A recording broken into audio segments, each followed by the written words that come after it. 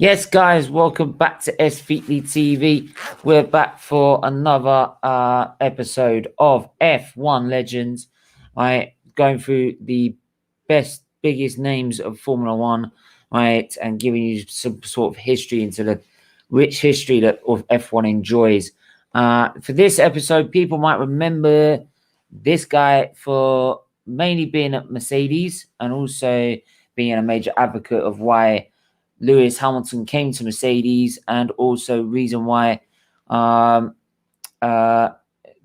you also probably know it from the film as well, the 2013 film Rush.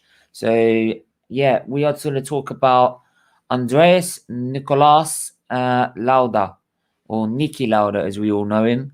Born 22nd of February 1949, passed away on the 20th of May 2019 before the Monaco Grand Prix, which shook the world of Formula One at the time. Obviously, his occupation, obviously being an F1 driver for two periods, because he had two retirements, really. Pulled out of the sport and came back again. Had three airline companies, such as Lauda Air, Niki, and Lauda.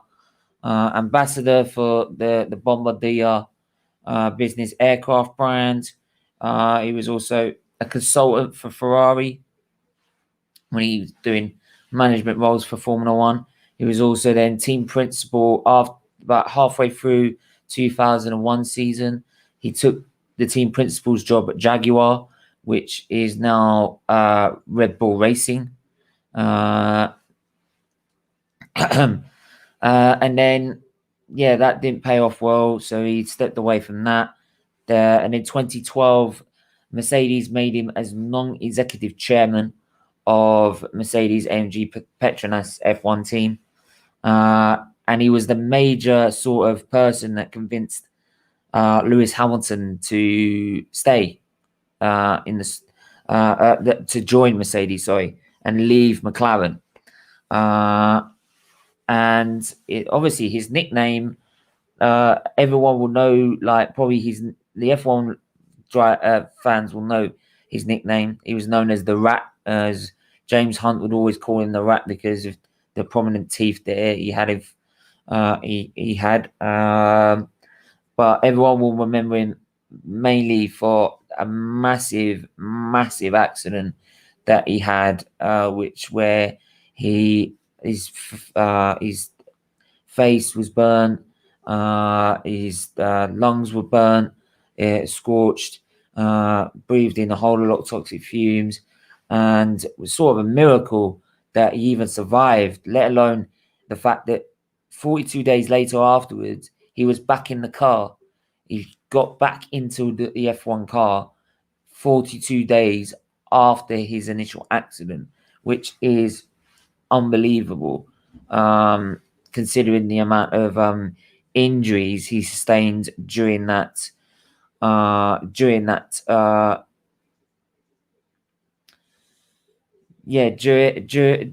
time. And I'm just gonna let everyone know that I'm live.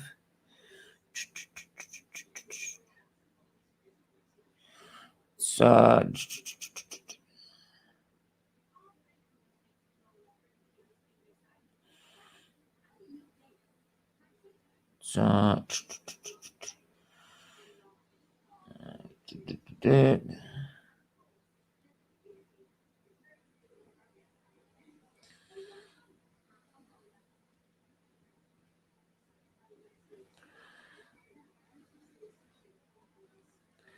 just try and let some people know. Give me 2 seconds.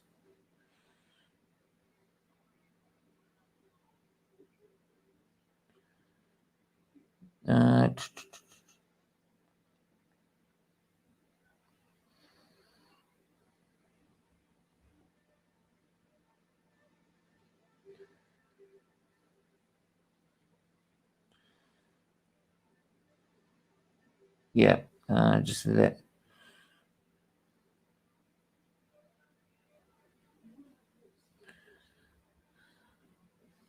Right. So yeah, please do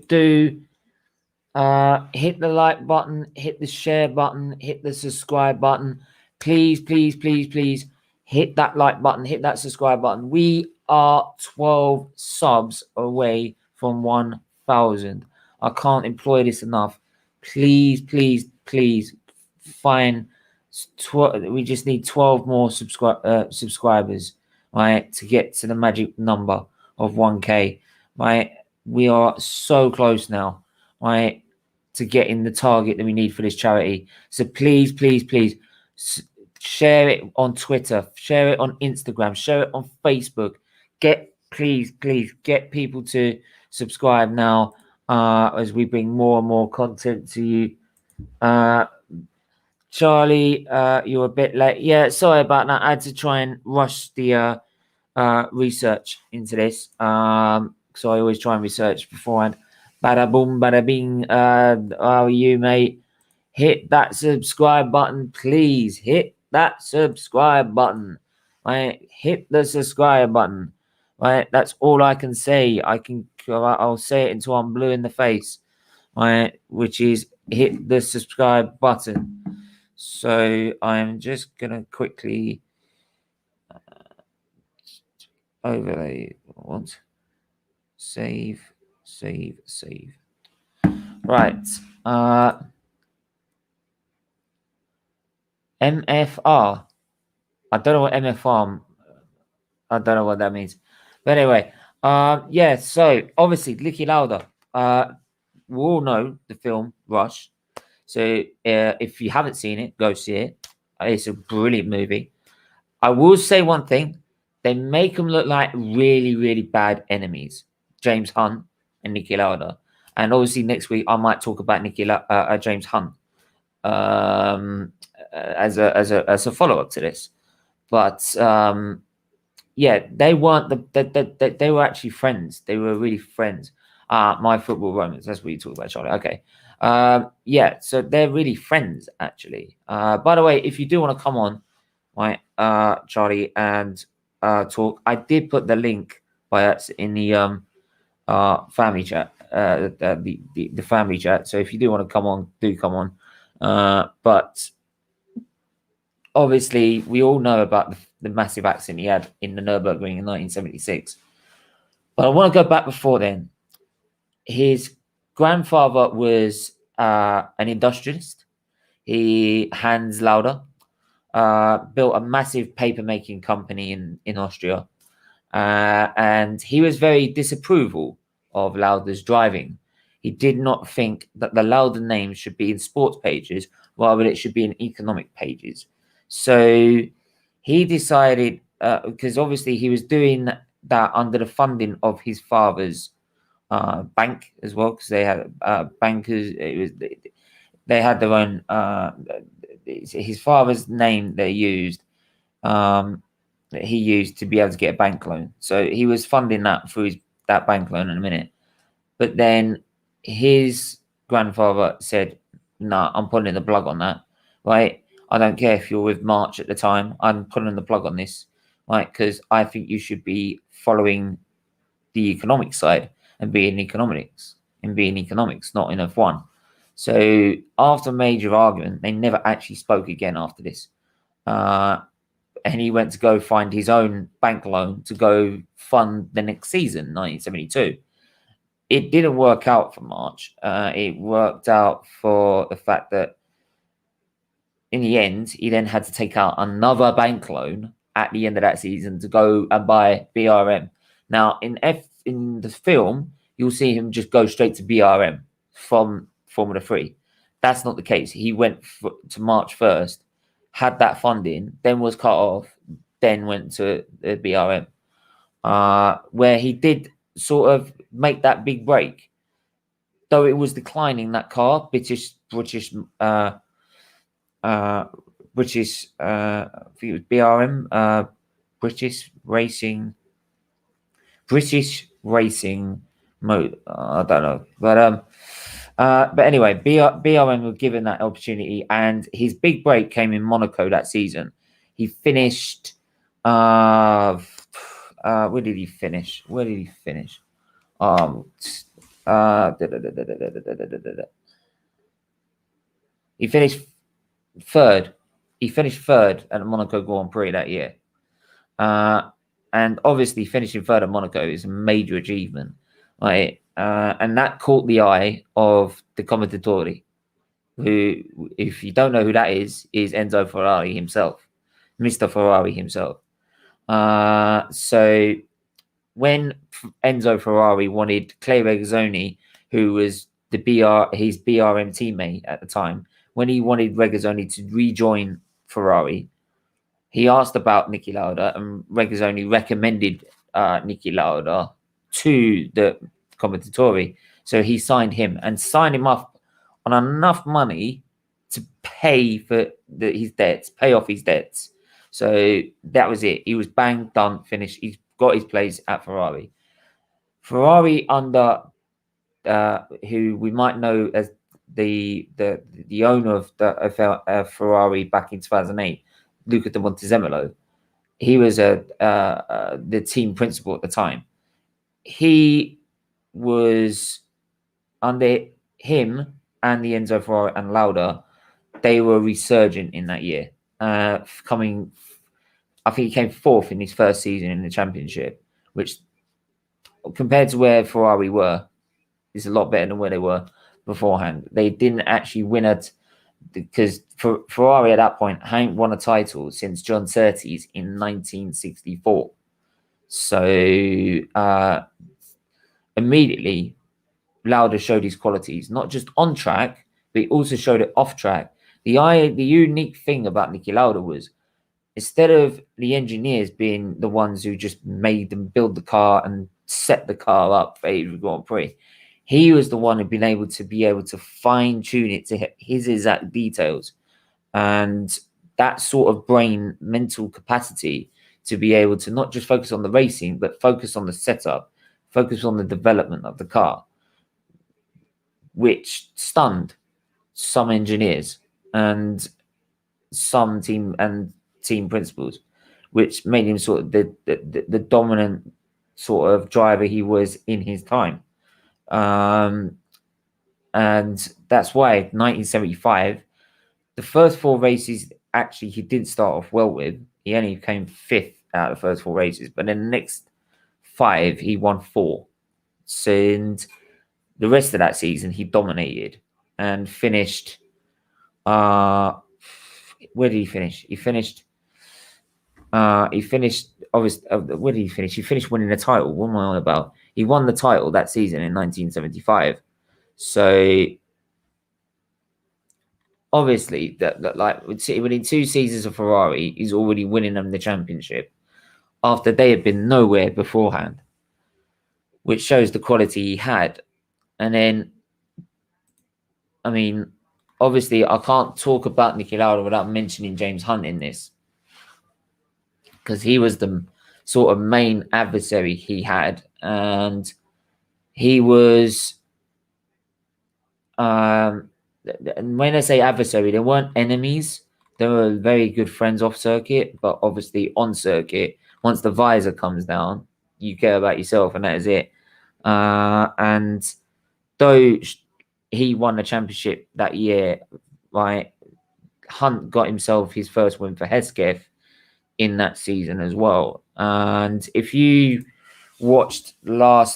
anyone watched last weekend's Monaco d'Historique Grand Prix, go watch it back on YouTube. It's on Sky Sports F1 YouTube, right? You'll see the F1 cars back then of Lauda's era and James Hunt era, right? The 1312T, the McLaren M23B, right? Which was back in the days before ground effect. So yeah, so Hunt obviously won that one Grand Prix, which was the Dutch Grand Prix in that season, and finished fourth. But unfortunately, the Lord Hesketh of the time ran out of funds and couldn't find any more sponsors for the team. And again, you'll see that in the film. So he had no drive. So he went to McLaren, right? Luckily, he managed to get a drive after Fittipaldi dropped a minute going to, uh, uh, I think it was Cooper. I think, I'm not sure, but yeah, Cooper Suka, Fittipaldi outfit. So yeah, so then obviously Hunt stepped in at McLaren. And then obviously you saw the 1976 season where we went down right to the wire, right, between the two of them. And though it looked like it looked a very dominant start by Niki Lauda.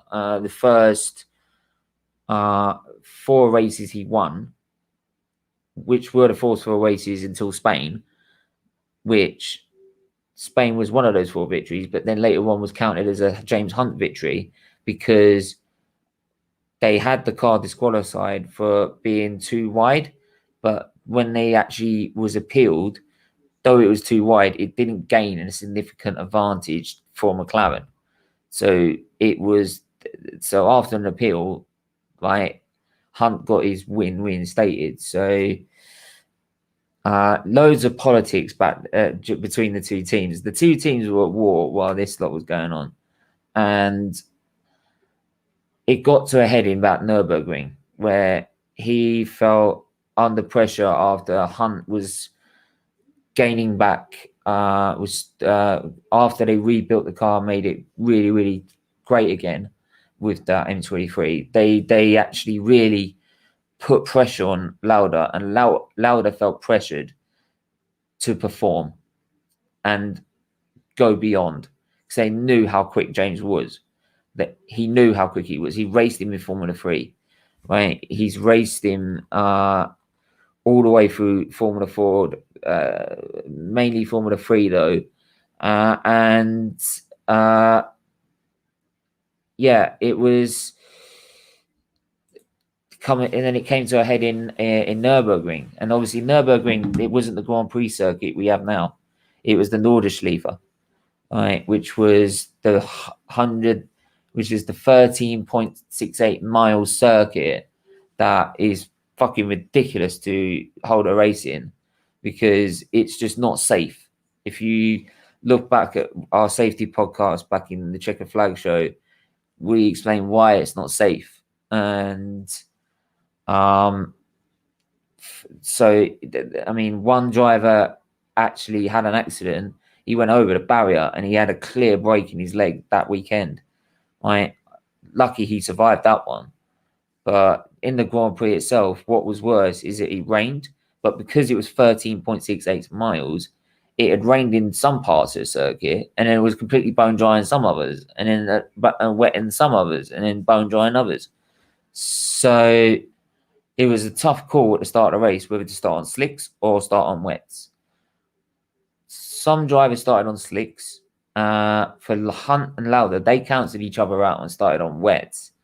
And they paid the price because their teammates just breezed past them. Once it got to the dry surface, they breezed past them because they just overheated their tires, which meant obviously they needed to box. They pitted together for new rubber, but Lauda got hung up in the pits when he saw Hunt coming in front of him. He coming obviously behind him into the pit lane. But the way the traffic worked out in the pit lane, it meant that Hunt got away and Lauda was still stuck. And then what was worse is that the 6-wheel Tyrrell did a double stack, and because the pit lane was so small, he got stuck there as well. So he was having to wait until they had finished their first pit stop with their first driver. And they weren't just placing 4 tires, they were placing 6. Right? And some of these tires, right, it wasn't just like the one big bolt that you have now. It was little tiny bolts that you would have like you would on a normal road car. So he got even more hold up. So obviously then he started chasing him like a madman. And unfortunately, he took off in that circuit. The reason it's also not safe for F1 cars, especially for today, is because they back in them days, and he only went up to about 170 and 80 miles an hour, but they would go take off about 13 times along that circuit, right? He took off those amount of times, and every time you land, all you're doing is damaging your suspension, and eventually your suspension's going to break. And this is exactly what happened. He went over a curb, the suspension failed, lost the back end, straight into the wall, punctured the fuel cells, which held all the fuel, and the car immediately caught flame. It hit it at such an impact, his helmet flew off. But luckily, the safety harness. But what was worse is the safety harness, because though the safety harness protected him from the impact, what was worse then is that he was struggling to get out of the car. While this car was in flames, he had about 30 seconds. Unlike now today, you have about a minute or so with these fireproof overalls and gloves. I mean, just because you've got a fireproof suit does not mean it's going to stay like that. Right? It's going to burn through eventually. And those days, you'd have about 30 seconds and you'd start burning. And what was worse is that his helmet's come off. So he's only got the balaclava protected him, not even the helmet on his face, which is why after the accident, you see all the injuries and the skin grafts he's had afterwards. But not on top of that, he's breathing all the toxic fumes from the fuel.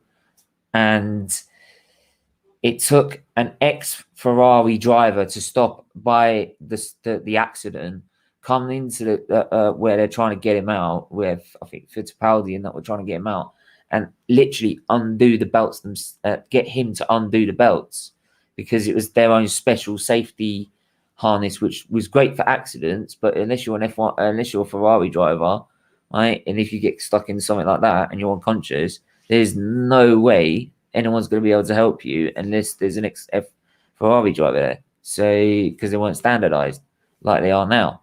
So, yeah. So, after they managed to get him away, he'd been in for about over a minute, and he was burnt badly, really bad, and to the point that they were giving him these last rites on the hospital bed.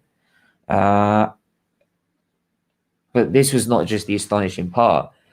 Obviously, throughout his treatment, he's watching Hunt win the Grand Prix and catch his lead up, which was so dominant at one point, and now it's getting eaten up by Hunt winning all these races, which just gave him the more determination to get back in the car because he wanted to win the championship. And then 42 days later, he's back in the car at Monza. He's back in the Grand Prix car. 42 days after an accident that nearly ends his life, he's back in an F1 car, which is staggering. It's mad and it's staggering, to say the least. And he had a very poor start to that Grand Prix, and it looked like he couldn't cope with like the intensity of what you go through when you're driving those things. But he managed to claw his way back up to fourth and keep the championship alive, especially as Hunt retired during that Grand Prix as well, which gave him 3 precious points with about 3 rounds to go, which meant Hunt needed to just win those 2 races to have any chance of competing for the title, which he did. Would say the accident did affect Lauda in terms of his pace, because I think it was 3rd in one and 5th in the other. But it came to obviously to a head in Fuji, 1976, and it was the weather was atrocious. It was atrocious.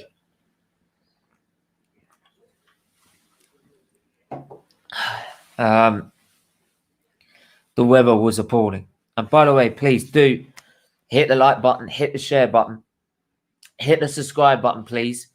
We are 12 away from 1K. Please, please, please do hit the subscribe button now.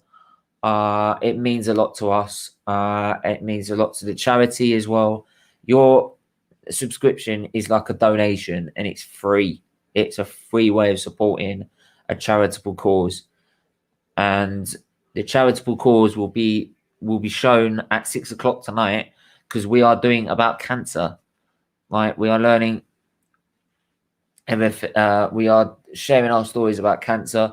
If you have any stories that you want to raise about cancer, I'm sure many people have had relatives or have had cancer themselves. If you want to share your story, please do, because that's what it's there for. I lost my dad through terminal cancer, and I'm going to share my story. So yeah, please do.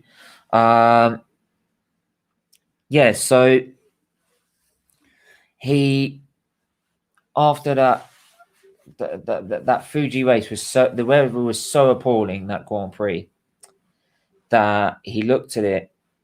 We all looked at it, and everyone looked at it and thought they can't do the race. But the race was live, and it was being shown all over the world because of the fight between Hunt and Lauda. So they were sort of victims of their own battle in the championship, because the rights have been sold all over the world, which is back then a rarity in Formula One. You only just saw highlights. And after that, obviously Bernie Ecclestone did an absolute madness. And yeah, I have checked my email. Talk. Once I've got a chance to finish this, I will. I know what you want me to do. I know you want me to try it now. I've sent you the link. Big up everyone, by the way. Please do hit the like button. Big up Nismel, as usual, in the chat. Right, do share, do go subscribe. Yes, please make sure you leave a like. Subscribe if you haven't already. I'm telling you now, hit the subscribe button. Right, as whilst I go and check, see what Talk has been up to. Right, he's probably been up to no good. But yeah, so the weather was appalling. The actual weather was just dismal. And even Hunt, who needed to win that Grand Prix to beat Lauda, was saying this race can't go ahead. But they said it has to because of the TV rights. So they started the Grand Prix. After lap 1, Lauda came in the pits. He didn't have a problem. There was no problem with the car. The car was fine, right? He had sit there and said he can't race because the weather is too dangerous. He sat there as a F1 driver and said, I'm not racing because it's too dangerous. Simple as that. And everyone else was just stunned. Like, what? You got to, he said, I'm not racing this. Even the Ferrari mechanics tried to cover it up. And then he got angry and said, no, tell them the truth. It's too dangerous. I'm not doing it. So we sort of gave the alarm bells to everyone. So we say, okay, if we can't get these drivers to race because it's not safe enough, how are we going to have a sport? So it's sort of a big sort of statement in terms of we want safety, and very brave thing to do because you're going against everything that stands as an F1 driver.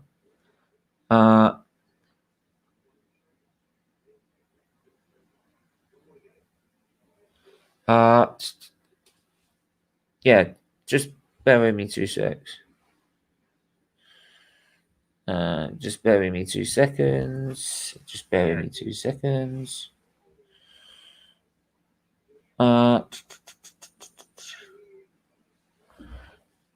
Anyway, yeah, so yeah, I don't know what but yeah, anyway, so yeah,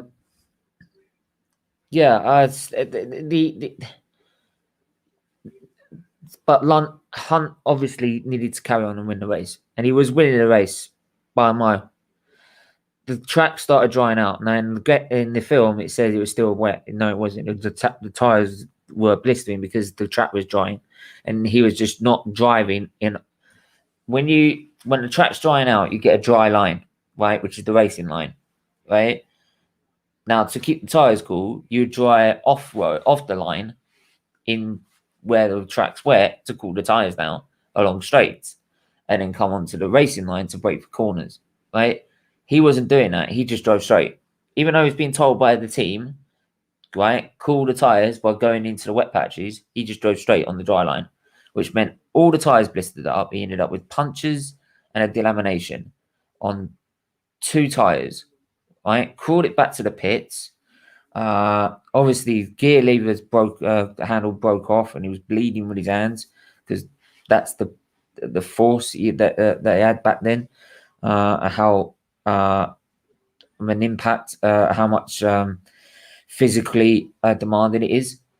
And he had about what I think 4 laps to go, 4 laps to go, and he dropped to 5th, and he needed 3rd because obviously Lauda had retired.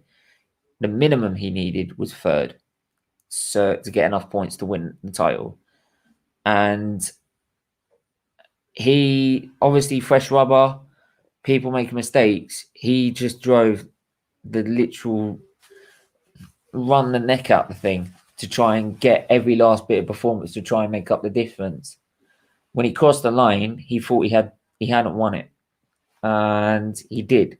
Hunt, he did, but Lauda now has no Lauda right until the day he died had no regrets over that decision. No regrets. And 1977 was a difficult year, I would say, but the one reason he won that championship is because of consistency. He was consistently quick and at the front on a consistent basis. So whenever he wasn't winning a Grand Prix, he was at least in like the top 3 or was in the points. So, which back then you only got, I think, 8 points for a win. Yeah, 8 points for a win, 6 for second, 4 for third,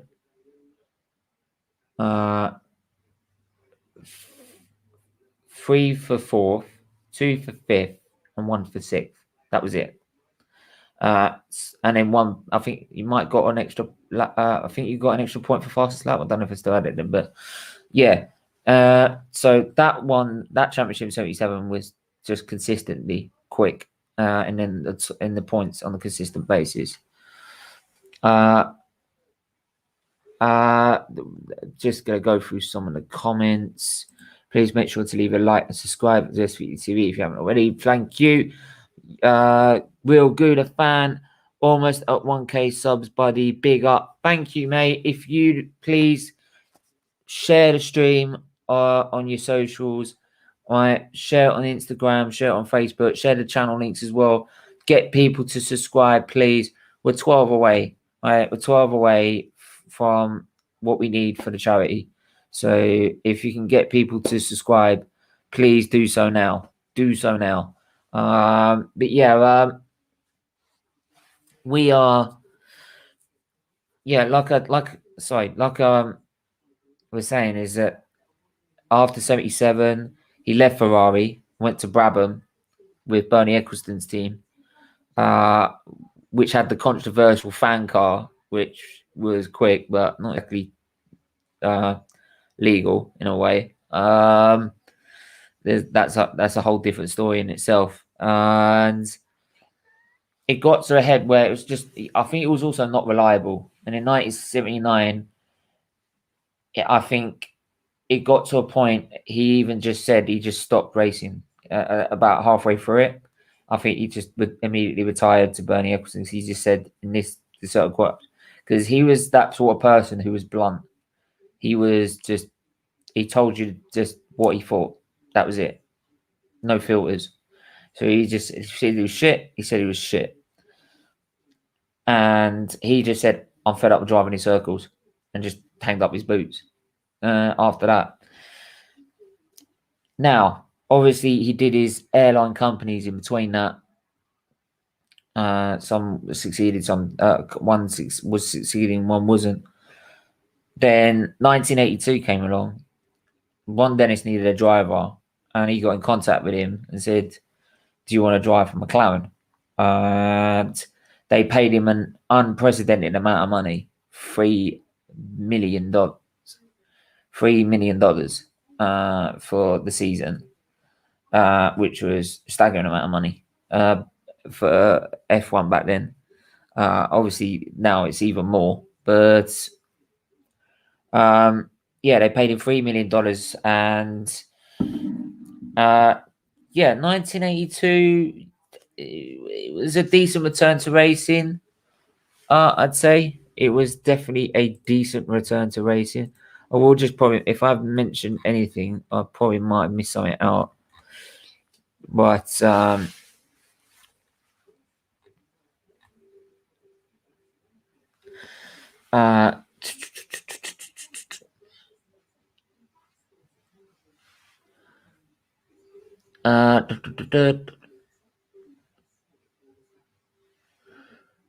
yeah, the McLaren comeback. Yeah,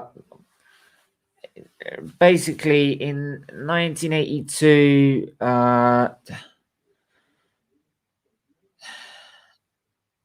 he 1982, he returned to racing with McLaren.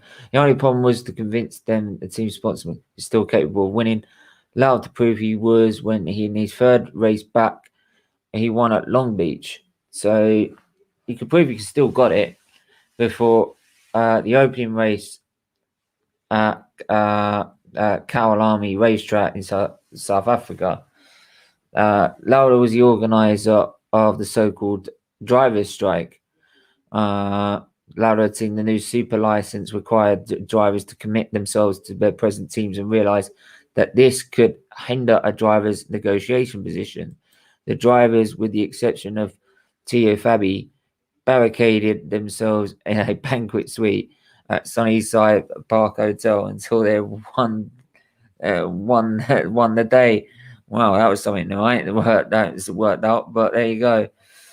1983 though was a very transitional year for McLaren though, because they were switching engines. They were switching to Ford's Cosworth engine, which pretty much anyone used, to the Porsche turbo engines, but they were tag badged turbo engines. And Lauda didn't win a race that year though, despite with his best finish though being a second at Long Beach with his teammate John Watson at the time.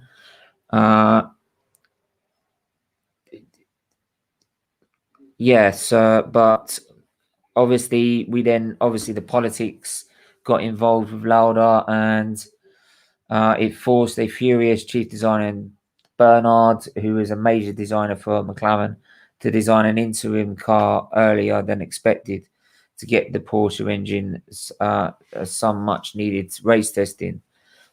Lauda nearly won the last race of the season in South Africa though. Lauda won a third championship though in 1984 though, and he won it by half a point. 2 subs away. What? No way. You're joking.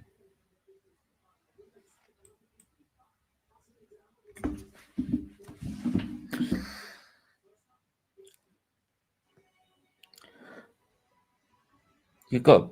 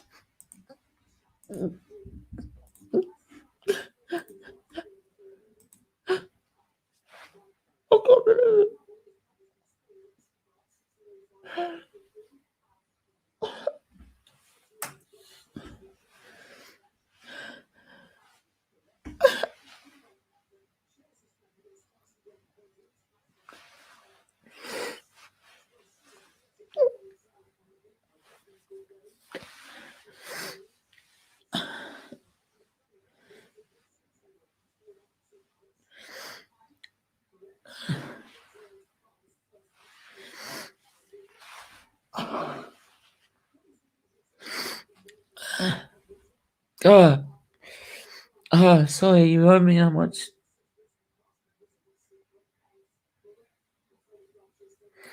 You owe me how much it means.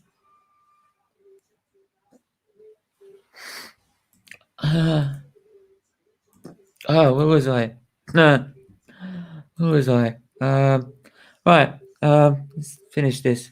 Yeah, 1984. He won it by half a point over teammate Alain Prost.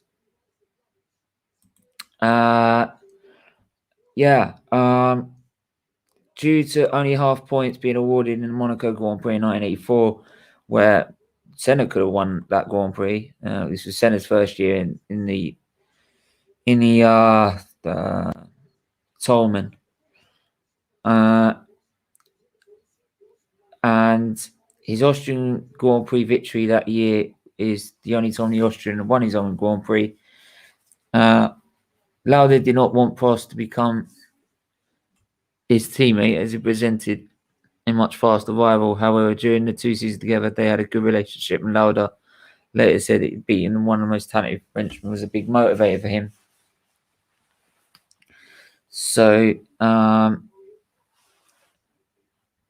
and then the season continued to be dominated by Lauda and Prost, who won 12 of 16 races, while Prost won 7. However, Lauda, who set a record of number of pole positions during the 75 season, matched his teammate in qualifying despite this. All right. Hey, get in, my son. Do you know what? Listen, Miss Melina, she's got to pat herself on the back with all her hands for all her hard work. And Bargav, to get this milestone, to help you get this milestone. Yeah, I'm really chuffed for you, mate. Really chuffed. Boom shakalak. 1K subscribers, dude. Oh my god. Oh my god. If Miss Mel can get on just for a moment, just so we can yeah, man. Oh my life. I'm Bargav, Brogav, and Miss Mel. Right, after the 75 season, he retired, and he had a very lovely career after that. He had I'll just quickly finish this off. I'm just gonna quickly finish this off because I've got to finish this off. Yeah, his roles after Formula One, as I said, he was with Ferrari as consultant. Became obviously what known as Petronas and Mercedes non-executive chairman in 2012.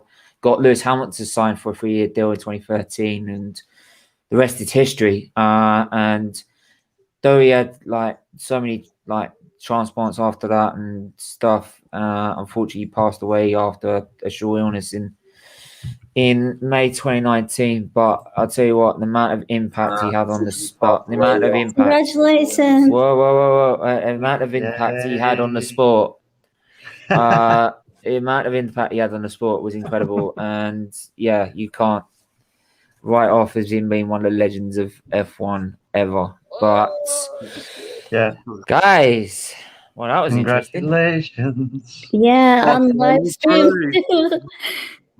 I'm lucky I can't drink. Really much deserved, and big up everyone who has contributed to this channel, whether you're joining on the panel, working behind the scenes, contributing to the CLDF, everyone who took their time out of their day to be a guest on the channel. I'll leave it there.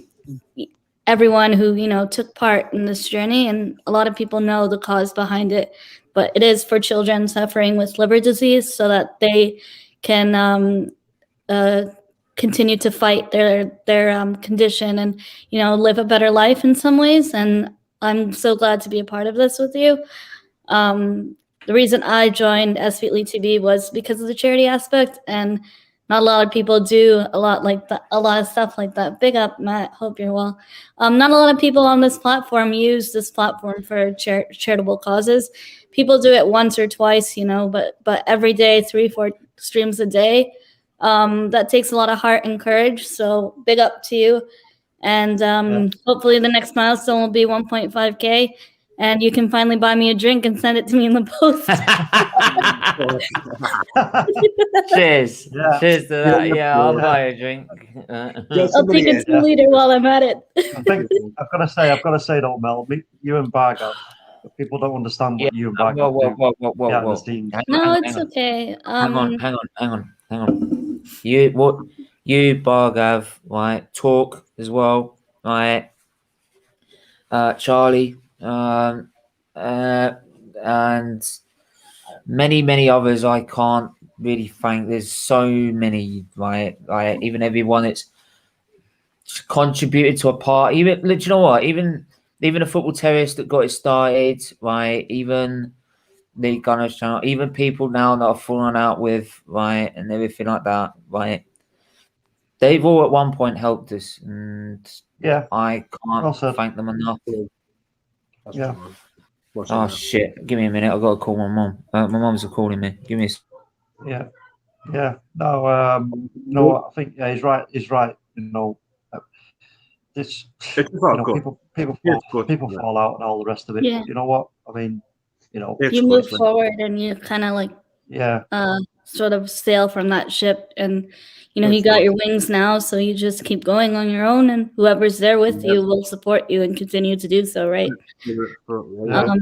Retro, big up yourself. Next milestone for you, hopefully on the channel. Hopefully you don't slap us, mate, on Sunday. I am nervous. We're gonna beat us on Sunday. Joe Willow can't play, so that's a good thing. But you guys will probably still win without him. I reckon you guys are gonna keep him. Actually, I think you guys aren't gonna keep him. I think he'll pay the money and we'll sell him to you guys. I feel like that's what's gonna happen. I'll keep refreshing it just to make sure it's real. I'm like, don't go down, don't go down. Yeah. When I got 1K on my channel, I waited till like it reached 1,010 to announce it. I was like, "There's people who will unsubscribe just to like make me feel sad," and I'm like, I get it as well all the time. I get it all the time. But might be in a football channel, you know. I'd say I want to try and get 400 like that's the best one. Oh yeah. It's more Charlie. Look, I've won more than Arsenal this season. That's very true, mate. More than Arsenal, yeah. Matt, now let's get Lewis Hamilton on. Yes. If you know Lewis Hamilton, get him on. If you know who he is, where he is, get him on. Yeah. We're gonna have karaoke now. We're gonna get on going. Yeah. No. That's his definitely got someone. His idol. He wants to be his idol, Mr. Hamilton. He accepted the karaoke on live stream. You can't. He said it on stream. Clip it. I was gonna say that. I was also gonna say, end of the year or end of the season, football season. So it's in a few weeks. We're gonna set up a CLDFs end of season football quiz. Ooh. Yeah, that'll be really good. As a fundraiser. And also like a little celebration as well. So I must warn you all now that I will win that quiz. And I'm sure you have to put your camera on so we don't know you're cheating.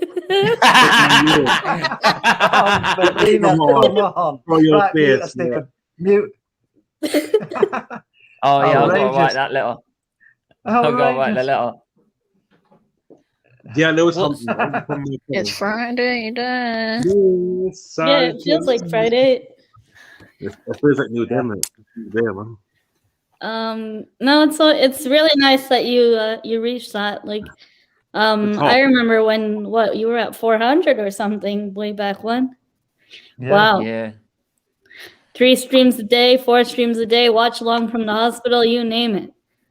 You know, man, Stephen, we got to party hard. That's what the Arsenal fans will be saying. Oh no, I'm not singing that song. Every football fan, every fan, mate. Can you? Yeah, you're right, Retro, mate. I'll tell you what, Stephen, I might even have myself a nice little Jim Beam and Coke tonight. Hey! don't say that. You want to fucking liver disease awareness channel? I God, don't, hold on. I don't drink. Yeah, I don't drink, do I? I don't drink. so, yeah, it's a non-alcoholic old Jim Beam, isn't it? Yeah, it's a knockout. It's No, a no, There you go. non-alcoholic. Yeah. That's the whole. That's just my hit. On the Look, see top. Retro's on the Yeah. vodka and orange. Get the Coca-Colas in, Stephen. Just mate. No, Retro's on the list Hey! for 100. We'll get there, mate. Yes. What I'm is it? allowed actually a glass, but that's it. Where's the glass? I've got iron brew glass. There's a glass. So let me just say this as well now. So this is where now then things are gonna some things are gonna start to change on the channel. Yeah, things obviously it doesn't stop, right? We keep going, obviously. It improves but from this point, Stephen. It gets we better. are gonna we'll make improvements. But one thing we won't stop is giving you quality content and giving you a chance to have your say. No matter how big this channel gets, we will do our very best to make sure you get your say. That's the main thing behind it. And also a chance to raise any awareness causes you want to raise up. Yeah. As well as raise awareness for liver disease. Yeah. So, but yeah, so I think it's just watch hours now, isn't it? So it's just watch hours now. Yeah, just I think a few left, to be honest. Well, I know what I'm watching tonight. You don't got long to go, mate. Yeah, I think what have I got? 732 last time I checked. No, I don't know. I can't remember. I'm lost now. I'm lost, guys. I'm lost. I'm stunned. Steven. That was the worst thing. The worst thing was I'll do it like live stream. Like do it live during live streams. The one time I'm busy, you hit 1K subs. It's just my luck. No, because when it first started, I had about one or two. I had about one or two watches at the start of this stream, and I was like, Man City winning the quadruple. Oh, oh damn! not now. Now's not the time. Oh no! You think I'm really gonna leave you on this stream hanging like? Oh, leave, Mel. We can't be having that. Wait, Can't be having that, man. If everybody looks closely around Mel, we can see like a green haze. You see the green haze? It's from the blind. Envy. It's envy. Guys, we're all agreeing with envy. Yeah. Oh, hang on. Matt said, Hang I want on. to say thanks for It's saying, believing hang on. me. It's saying here 999. Oh my God, no. No, Don't don't. Steven, it was there. What? It was a moment, mate. It was a moment. It'll come back to you. It It still shows 1K for me, mate. Yeah. Go and check. But Stephen, the point is you hit 1K, mate. You've got there. Whether they go down a couple, so what? We'll get them back, That's mate. all right. There's no problem on that. It's We'll all get right. them back, mate. We'll fight back for you. We are there for you, mate. We are. Yeah, that's all right. Yeah. Well said, Retro, mate. Yeah, exactly. We're F everyone, mate. I'm F everyone. There's always going to be people who don't want to see other people succeed. And I've told you guys that a couple of times. No, yeah. Oh, yeah. But look, the thing is that we've done as much as we can do. I still see 1K on my end, and I've refreshed like 5 times. So, Yeah. and like you'll still get more. So that's what I've looked at the studio. Yeah, but I know what I'm gonna do. Well, big up, Luca. Matt just wrote a message to you, Stephen. I don't know if you read it already, but it's really heartfelt. Yeah. I'm gonna check that. I'm gonna check that as soon as I get a chance. I think he's put something in the chat, Stephen. I think he's put something in the chat. Yeah, in the stream chat. Who's that? Mr. Luca. Matt from Football United TV. He said, I want to say thanks in believing in me and letting me help your channel and be a part of such a great thing. No worries. Right. That's the thing. I'll help anyone to we'll get you to 900. Don't you worry about that. Everyone that's on this go somehow. Oh, well, what, mate? I want 400, mate. I want 400, boy. Yeah. All right. Give me a minute. God's sake. I want 100, lads. Beat Arsenal Sunday. beat Arsenal on Sunday 1-0. Yeah. No, we're not having you beat us. No. Now we just want to see Liverpool beat United on Sunday and City win the league. We're going to beat Oh, Charlie. Arsenal on Sunday. We've got a chance to beat them again. Who's that behind you, Charlie? Who's that behind you? Where? It's kind of blue. I see him. Quadruple chasing blues. That's what. No, it it's is. not. Black and white, mate. Black and white, all the right, all the way there. Black and white, mate. Black and white, mate. That shit we've been made at home. Yeah, so but like I said, anyway, everyone do keep subscribing, do keep hitting the subscribe button and hitting the share button and the like button as usual. We are going our liver awareness show at 6 p.m. as usual.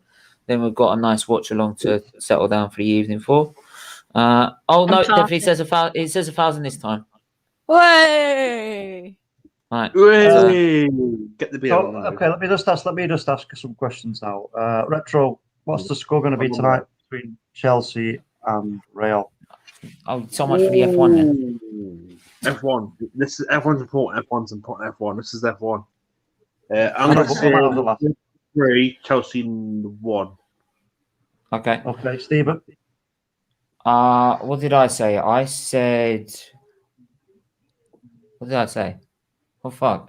I forgot what I said in the last stream. I said 2-1 Madrid. Did I? Yeah, I did. No, you said 2-1 Chelsea. Sorry. No, I said 2-1 Chelsea, didn't I? Yeah, because I said Chelsea in the final, so it's a 2-1 Chelsea. Yeah. I'm saying 3-1 Madrid. 3-1 Madrid. Mel, what are you thinking? She's on the She's phone. on a call, mate. She's on the phone. I'm going to say 2-0 Madrid. 2-0 Madrid. Anyway, 2-0 Madrid. All right. Matt, if you're free, the link's in the chat, mate. Right? Come on, Matt. Man. But I'm going to put the link in the chat again, right? Before we actually wrap this up. So if you do want to pop on, right, do it, and we can talk off air anyway. But I'm going to wrap this up anyway because it's been an hour. So obviously, that was about the great Niki Lauda. Obviously, may rest in peace. Main reason Hamilton is now a 7-time world champion because he is the main reason that he got there. An absolutely standing and one of the examples of still I rise, being able to come back from a massive accident, come back of 42 days later to race back in an F1 car and get over that, and then also win a title the next season. So one of the biggest, best sporting comebacks you'll ever see and probably ever see. And an absolute legend. And we'll be back next week. I said I might mention about James Hunt. I don't know, but tweet me, DM me. What one would you like to see? Would you like to see Senna? Would you like to see Juan Dennis? Would you like to see Domenicali? Do you want to anyone or any legend or name that you want me to look into? Ross Bourne, John Todd, all of them. Just go, give me a name and I'll go for it. But until then, everyone stay safe, stay well, and we will see you at 6 p.m. Take care. Bye-bye. Yeah.